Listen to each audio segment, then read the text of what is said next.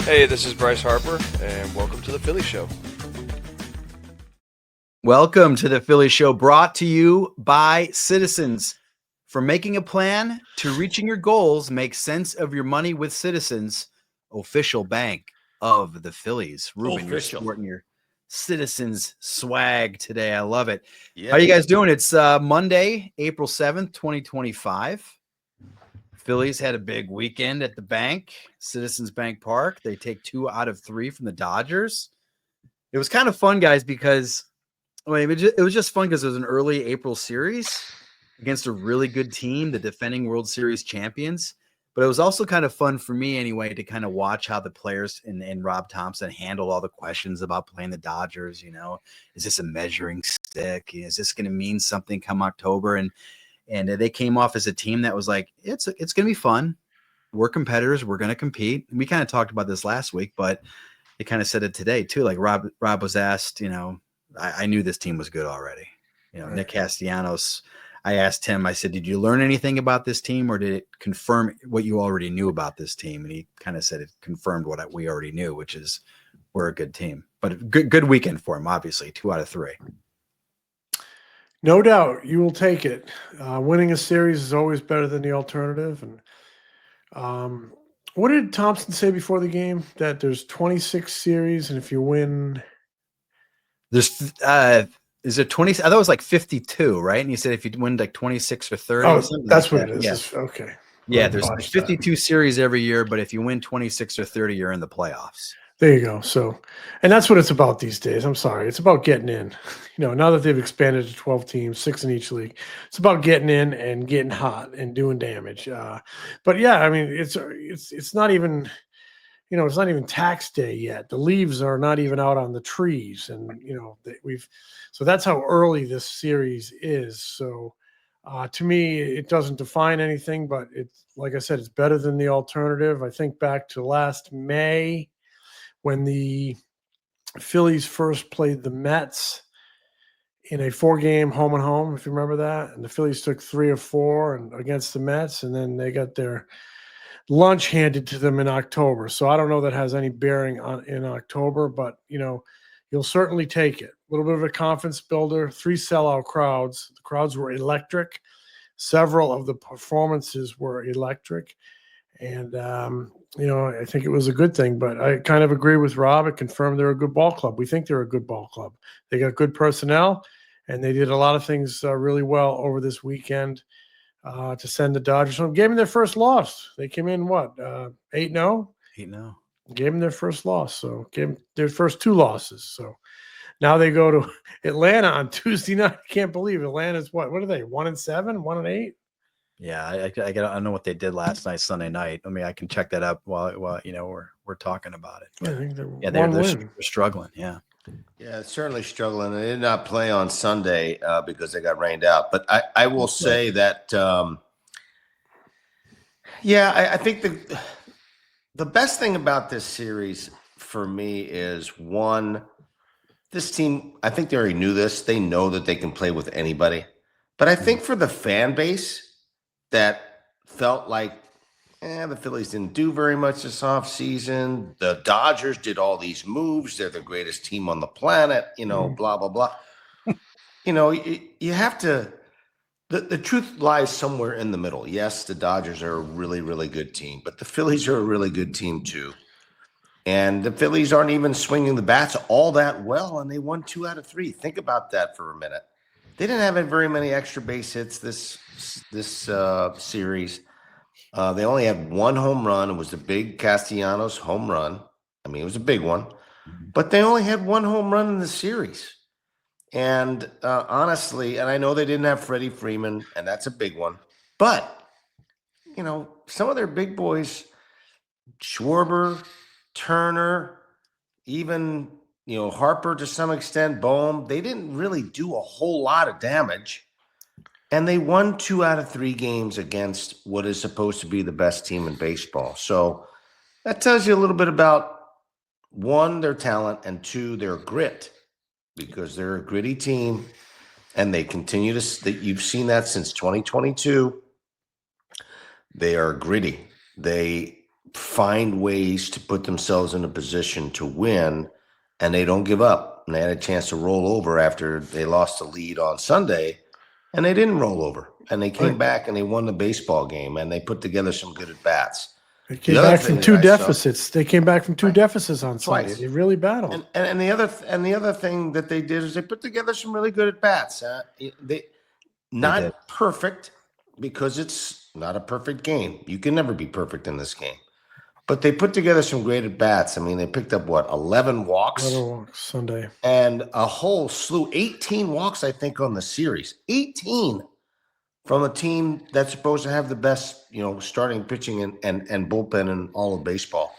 So, you're starting to see some of the fruits of the labor of them really trying to make some adjustments to put together decent at-bats. They did not do a great job with men on third, less than 2 outs.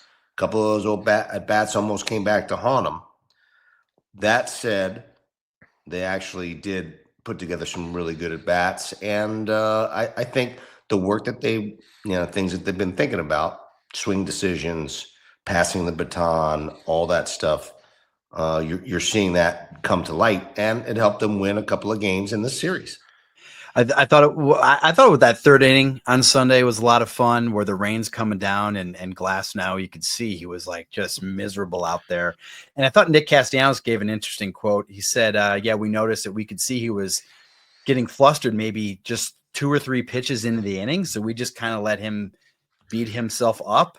And clearly he was having troubles throwing strikes, but they also kind of recognized that and didn't do anything stupid. So Marchand walked, then Schwarber walked, then Turner walked. Yeah. And that got that inning going. I can't remember what happened. Harper singled to score a run. There was a wild pitch. Kepler walked.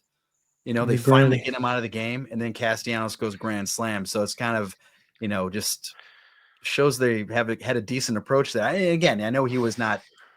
You could see he was visibly struggling, but they recognized it early again. And Nick Castellanos with a huge hit there. For the old timers, it was a little reminiscent of Bert Hooton, though. Seriously, it was a meltdown. I was at that game, Jim. You were at that game as a kid, yes. And I was hooting along with him. It was a meltdown. Only thing is, the raindrops kind of did it to him. Where back in, what year was that? 77. It was the fans who got on Bert Hooton. It wasn't, I don't know if it was 77 or 78. One of those 2 years. I think I was 12 or 13 years old. Yeah.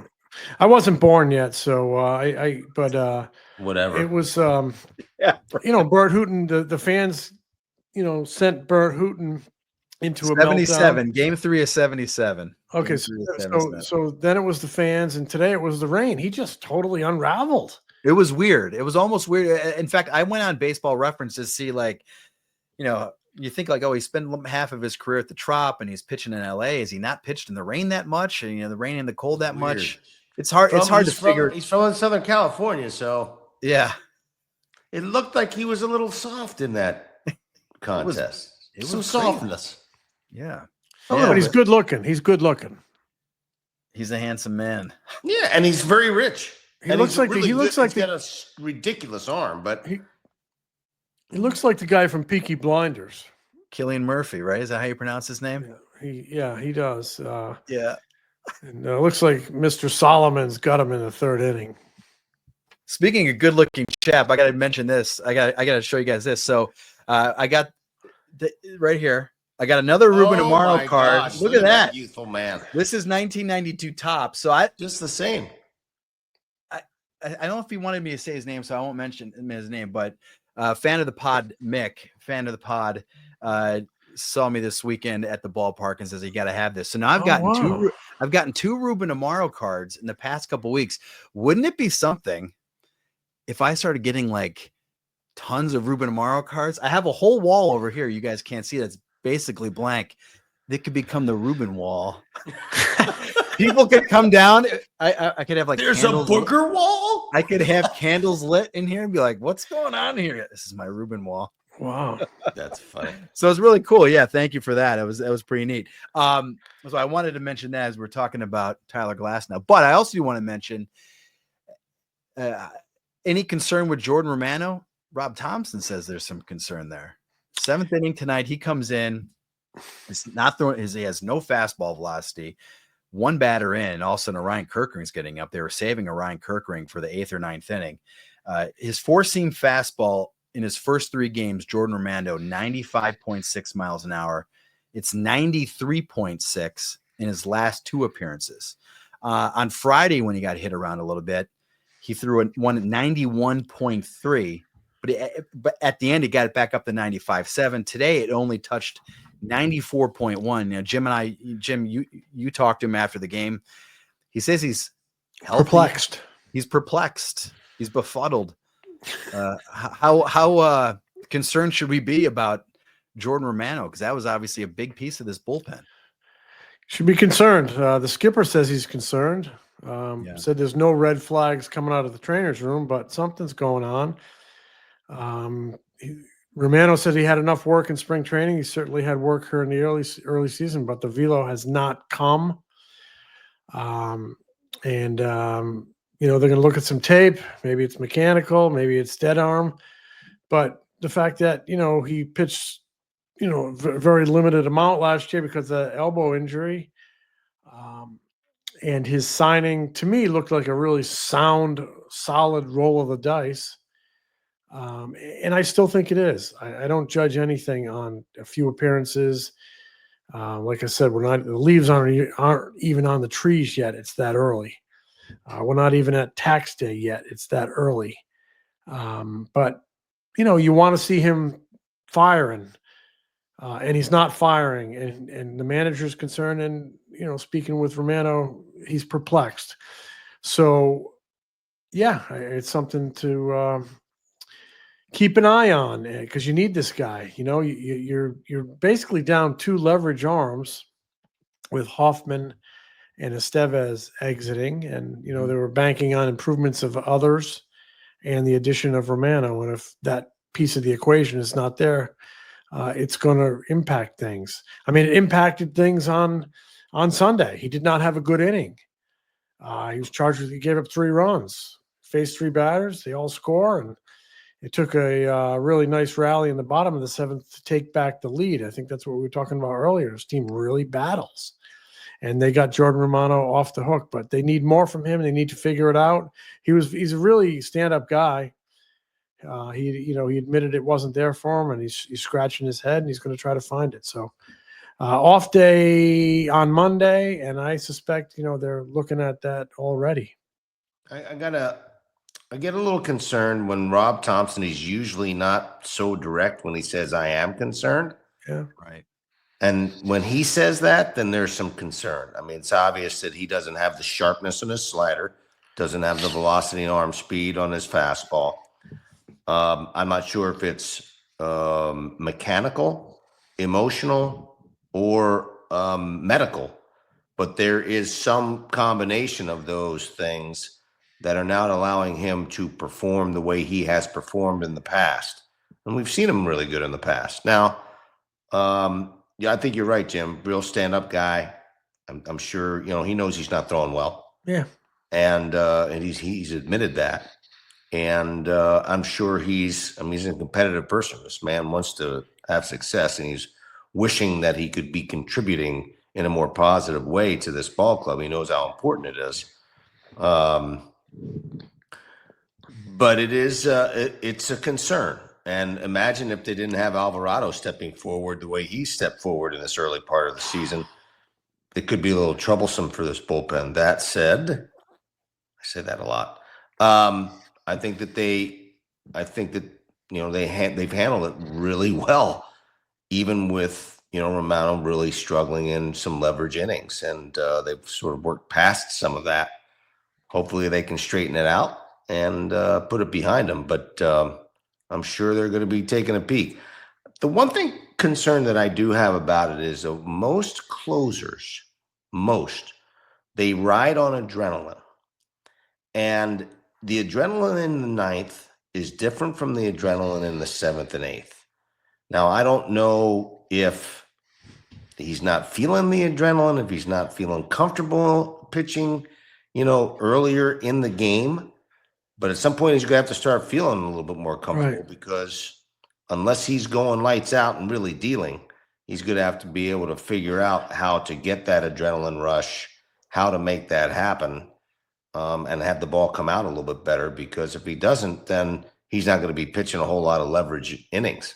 And you can't put him in the ninth right now. No, sir. So if He hasn't, if he needs the ninth, he hasn't earned that yet, at least at this point. and his performance, it wouldn't be a good situation to put him in the ninth with the stuff he's throwing up there. But it wouldn't be fair to the team. Wouldn't be fair to him. But if he's not going to get ninth inning adrenaline because you just can't right now. You can't put him there. So he better figure out a way to get the adrenaline if that's what's holding him back in another inning. But I'm not sure that's what's holding him back. Today that was a close game today. The place was packed. I would, though it was the seventh inning, I would think there was adrenaline. No, I agree. Yeah, it's very weird indeed. And you're right, Ruben. We talked last week about when Rob says something. It jumped out at us last week. Remember when he said that was the greatest major league game Johan Rojas ever played? That was a message I think he wanted to send to Johan Rojas. Jim, you said it. And today when he says, I am concerned about his velocity. How many times have we seen a guy struggle one at bat or 2 or 3 at bats? And fans will say, like, why isn't Rob getting somebody up in the bullpen? You could see he lost it. And Rob will say, listen, I got to give this guy, his stuff was fine, whatever. But one at bat, Ryan Kirkin was going in the bullpen. He got somebody up. That says a lot as well. So, gentlemen, it's the first show of the week, and that means it is Manco and Manco best week. Manco and Manco, the best of the best. Manco piece of the best of the best. This is where we pick our best Phillies player, moment, performance, whatever we want from the past week. There's a lot to pick from, guys. There's a lot to pick from. They swept the Rockies last week. If we forget, it seems like a long time ago because I guess maybe it was the Rockies, and then they take 2 out of 3 against the Dodgers. So, so who wants to go first? I think let's say we go with Ruben. Ruben, why don't we start with you? Who's your best? I talked about him earlier. I think Alvarado's been a savior for them, and I think he's been outstanding. He had a little bit of a glitch inning on Friday, but he bounced back and just dealt on Sunday. Really in a really tight situation against the big boys. He went Ohtani, Mookie Betts, and Edman, and all 3 of those guys are pretty damn good. And he did his job. Pretty impressive. They all saw triple digits. Oh yeah, they got the trifecta. So, I mean that's big for him. He came back and pitched really well in that situation. And Jim, I think you made a prediction about him getting 30 or 40 saves this year. Was that you? That was me. That you? That was my bold prediction. I said he's going to be the first Philly to have 30 saves. Though. So that's all right since Genmar Gomez, which is still mind blowing to me that Genmar Gomez saved 37 games. That's because I'm a brilliant GM and I sign brilliant players. Did you sign him? You signed him? Yes, we looked it up. Yeah, I think we looked that up, and you did sign Genmar Gomez. Yeah, he pitched in the 2016 Phillies. So he was in there before that. But Alvarado today, what is it? Sunday. You're right. He was revved up to face Ohtani. He was blowing cheese. Yeah, and you know what? He was revved up, but he wasn't super emotional. I think he's handling his emotions a lot better. I don't think he gets as high or as low, and I think that will serve him quite well in that role. Yeah. So good. Jim, what do you got? Well, my best of the best. I love it. Dive into this pizza pie from Mancos and Mancos. Had one the other day, Todd. Oh yeah, you did. Me too. Yeah, I killed it. We did the live show we did our live show with John Middleton. If you haven't checked that one out, go back and watch that. That posted on Thursday, Friday. Good stuff. And afterwards, they had about 10 boxes of pizza, and you can bet I brought 2 of them back up to the press box. I killed it. It was awesome. As you know, I told you today how good it was. It was but my best of the best, Manco's best of the best of the week, I'm going with Edmundo Sosa, Ed World. And, played in 6 games now. He's like 11 for 20. And I thought on Sunday, I just love when little things mean big things. And you got Blake Trinan on the mound, and he just on a 2-2 pitch, he sends him right to the ground with 95.5 miles an hour right under the chin. Sosa goes down, and he pops right up, and he digs back into the batter's box for the 3-2 pitch. Runners on the corners, 1 out, and he puts the ball in play, down to third base, and you're thinking, oh boy, might be a double play, inning-ending double play. The game is already tied. Sosa absolutely, he runs like the cops are chasing him, and he beats out that potential double play ball to get the go-ahead run home. And I thought it was a real nice little capper for a heck of a start he's had. Like I said, 11 for 20, beats out that ground ball, gets that run home, and it was just a huge play in that ball game. And he's had a great week. He's had, I think he's had 5 multi-hit games. Yeah. And 550. He's hitting 550, 11 for 20, I think. And, afterward, Rob Thompson admits, got to find a way to get him in the lineup so he can play enough positions. He can play 3 infield positions. I bet he could play 4, and he can play some outfield. They're going to have to start finding a way to get him in there, and I think they are. On Sunday, Alec Boehm sat. I doubt he would sit again on Tuesday. I mean, he's a number 1 third baseman. They got to get him going. He's got to play, but Sosa has positional flexibility, and it looks like Rob is going to start utilizing it a little bit more to get him in there. He's a hot bat. I'm going to toss this out there. Chris Sale pitching on Tuesday. Big matchup. I think he's going to play left field. I think Johan Rojas is playing center. I would love to see that. I think that would be a fun lineup. Why not give it a shot? Yeah, because I think, Max Kepler was swinging the bat a little bit better earlier, struggled a little bit in the series against Atlanta, did have a couple of pretty big walks. That's, not against Atlanta, that's the Dodgers. Right. And I would not be surprised if Sosa's not playing left field. That's a good call. Keep Kepler away from Sale, not because you don't think just to protect him. You don't need to face a guy like that and have go into a slump or something. Have him mess you up. Jim, and it gets Sosa in there. He's been so hot. You're trying to win ball games. You talked to Nick Castellanos. We all talked to Nick Castellanos after the game, and you asked him about Sosa getting dropped down on that pitch, and he gave a great quote.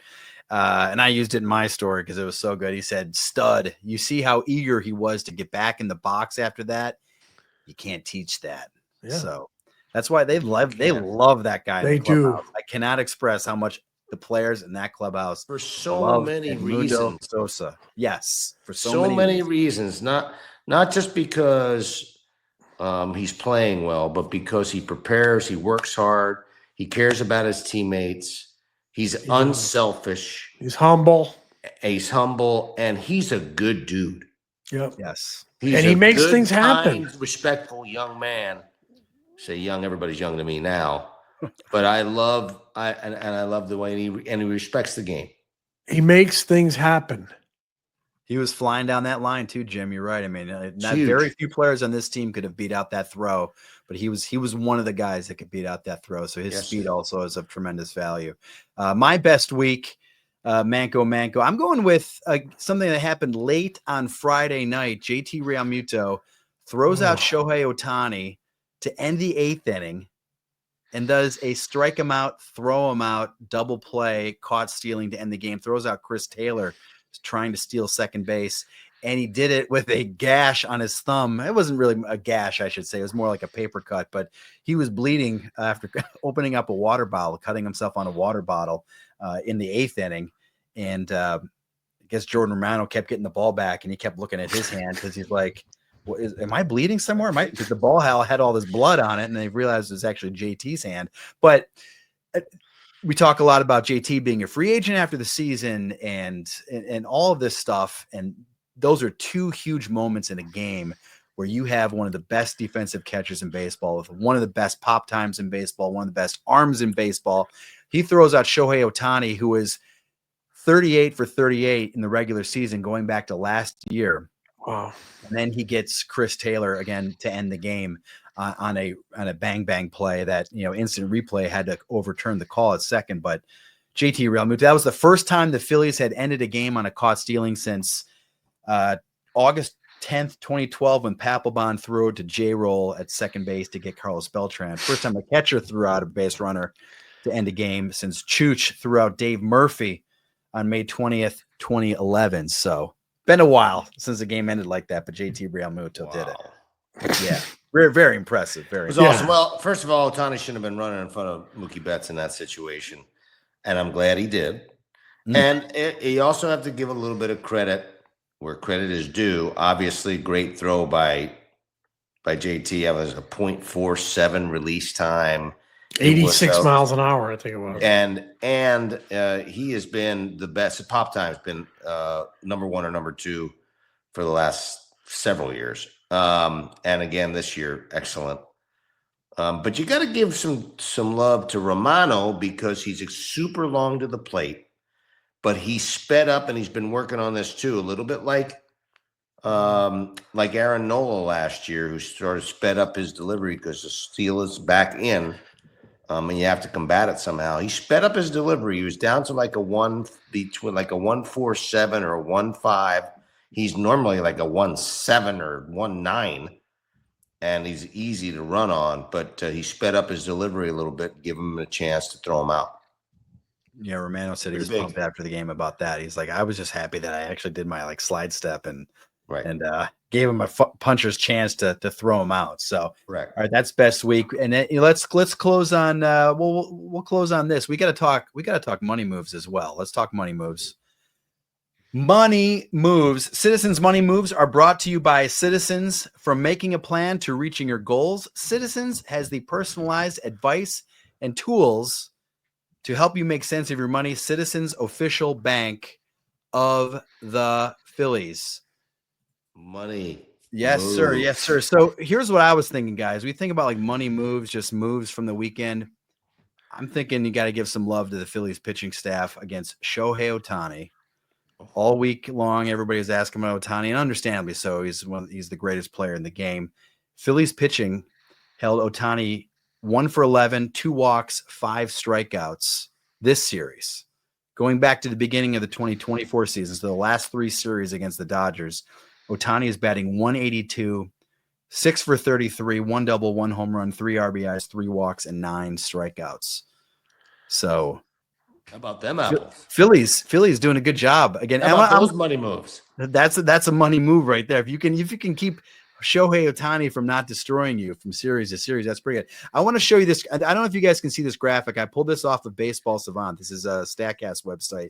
This is going into today from the first 2 seasons plus the first 2 games of this series. This is how they've attacked him. If you can see this is just like a pitch count on the bottom.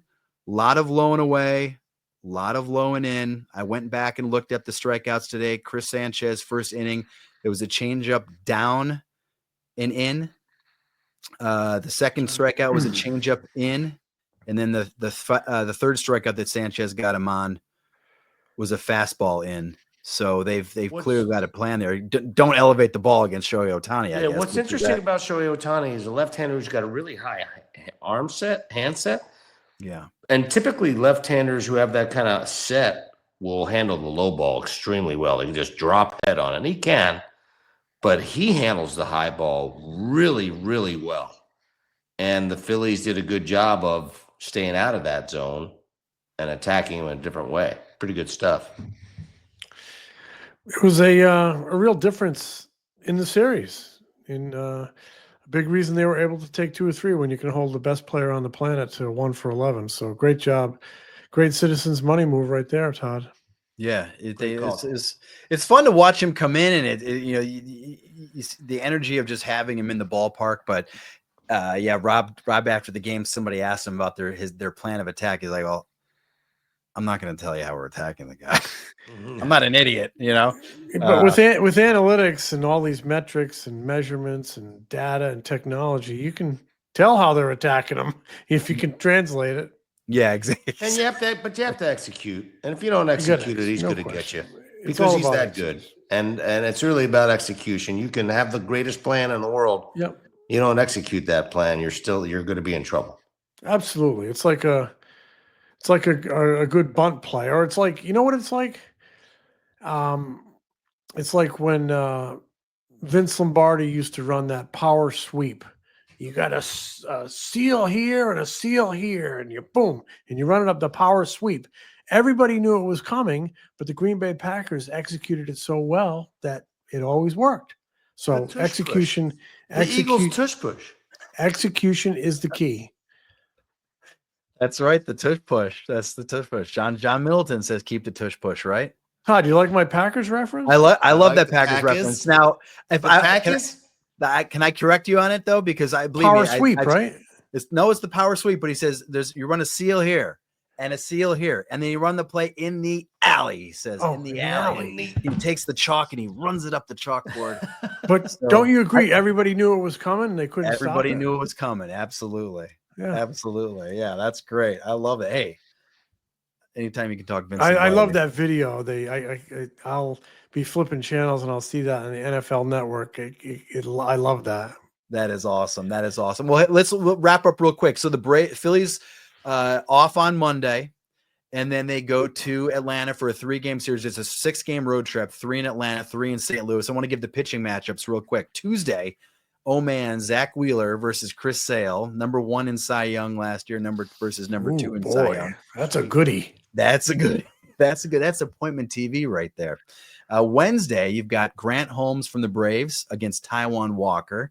That's going to be fun because you want to see if Taijuan Walker can replicate his success from last week against the Rockies. And then Thursday, you've got Spencer Schwellenbach versus Jesus Luzardo. Another great matchup. Great matchup. That Schwellenbach, great arm, good stuff. Converted infielder. Luzardo pitching well for the Phillies. Really nice, but 2 super matchups.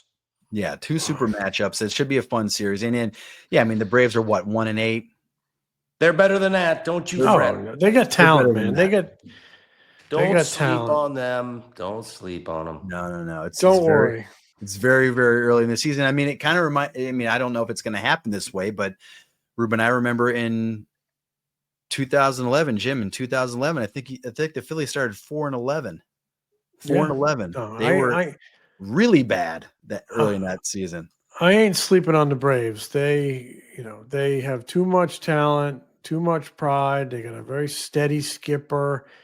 They've always been a very steady team in terms of personality.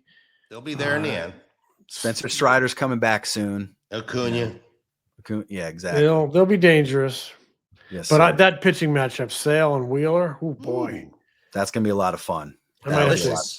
That's delicious. I might have to get a couple. I might have to get maybe a dozen wings for that one. Yes, sir. A dozen wings for that. I like it. I like Italian hoagie. Might have to go to 2 dozen. I'm a big wing guy. I'm not lying to you.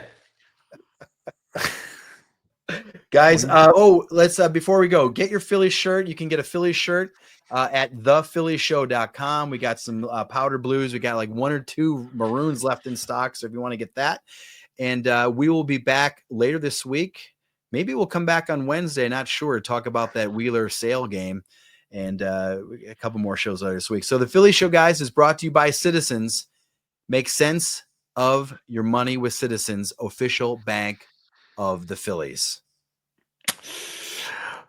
Great being with you guys. I will smell you later.